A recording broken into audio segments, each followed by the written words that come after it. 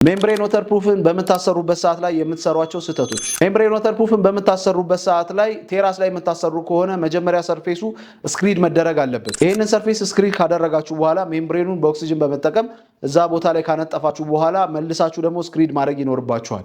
ምክንያቱም ለሴራሚክ የምትጠቀሙ ከሆነ ሜምብሬን ሴራሚኩን አታች ስለማያደርግላችሁ መልሳችሁ ስክሪድ ማልበስ ግድ ይላል።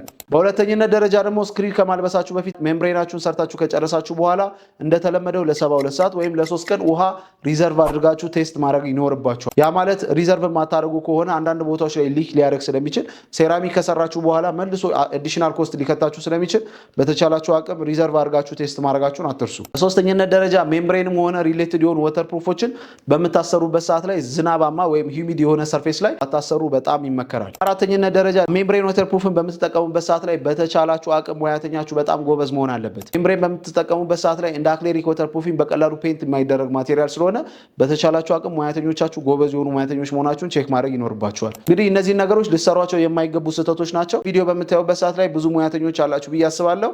የእናንተንም ኤክስፒሪየንስ ሼር አድርጉልን። መልካም ጊዜ